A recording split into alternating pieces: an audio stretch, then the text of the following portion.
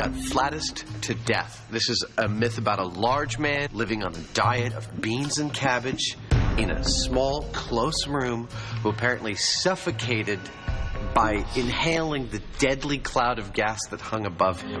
You know, in order to get started with this, we have to physically determine the actual size of a flatus and what its constituent components are. Well, that means we have to come up with some sort of device to actually catch a flatus, right? Since the one place you normally see them is in the bathtub, I'm thinking of using a rig that uses water and a bathtub to actually capture them.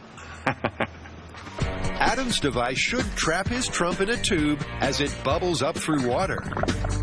So what I'm going to do now is hook up my vacuum pump to this and pull a vacuum on this.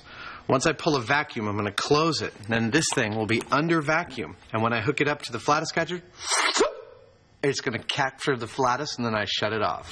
Oh, hey! That caught it!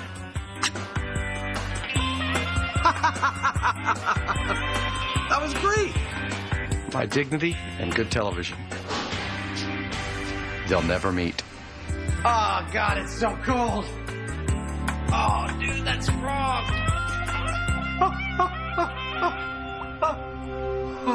For some reason, the cold water's making me pucker up. I wasted a really good one at like 6 o'clock this morning. It was like 2 seconds long, like a real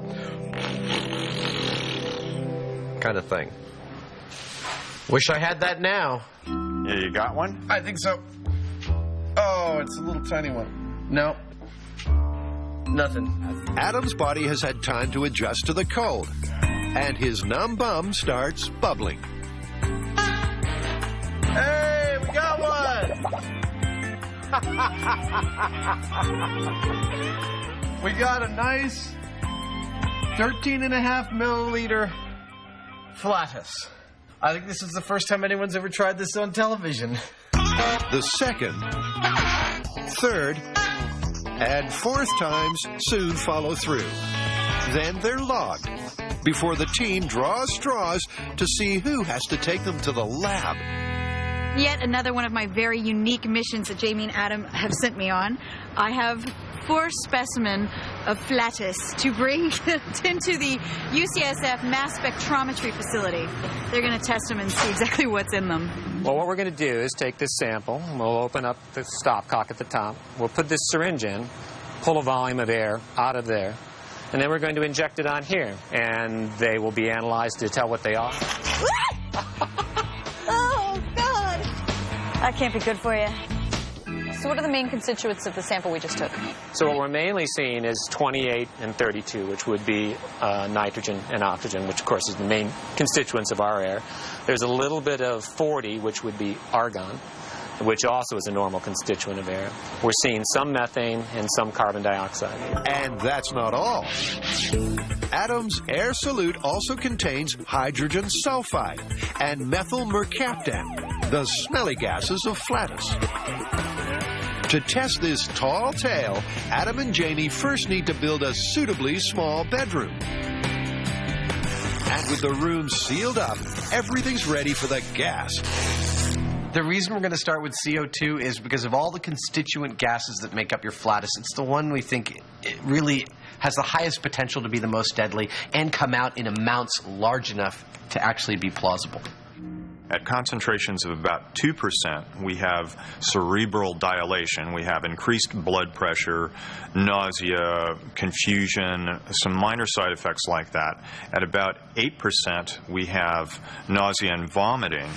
At about 10%, we have death within minutes. The largest Flatus recorded in the research we have is 170 milliliters per hour. And given that the largest amount of CO2 in Flatus in the study we have is 80%, that's 140 milliliters of Flatus. This might be the meanest thing we've ever done to him. Slow but deadly. 3, 2, 1. All right.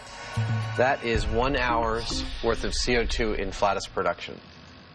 Well, we're showing absolutely no change on the meter.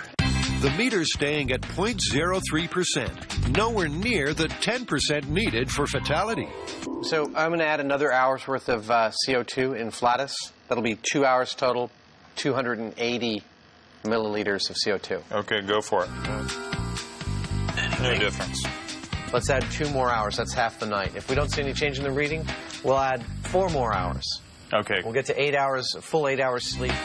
And that is 8 hours worth of Flatus, of CO2 from Flatus entered into Buster's little bedroom. What does the meter say? Well, we're actually up to 0.06%. If you want to get to 10%, 2,600 hours. It's 110 days to reach the lethal limit of CO2 in a sealed room if all you're doing is passing gas. Look, breathing is going to cost much more CO2 production than Flatus. My math says it would only take 7 hours of producing CO2 with your exhalation to reach a deadly amount in here, and Jamie's going to go in and test it. To see whether the man in the myth could have breathed himself to death, it's out with Buster and in with Jamie. 20 minutes. Okay. Let's see here. Wow. The CO2 concentration is 0.14. Already, breathing has produced twice as much CO2 as 8 hours worth of flatulence. But there's still less of the gas than Adam's math predicted. My math was based on a worst-case scenario of someone respirating heavily, deep breaths, and producing as much CO2 as has been recorded. Right. So in a room this size, exactly how long would it take for death by breathing to occur? We're at 1.28% now. Wow, you've been in there for 4 hours. If you extrapolate that out, it takes 4 hours to get to 1.3%. I mean, we're talking somewhere around 36 hours to get to 10%. CO2 production by respiration and suffocation from that is impossible overnight.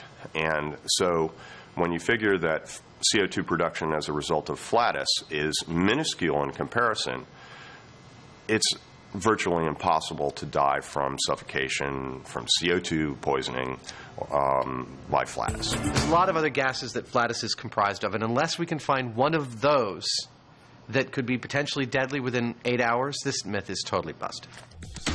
Like methane, deadly at 2%. But how long would that take? 441 days. So methane's out the window.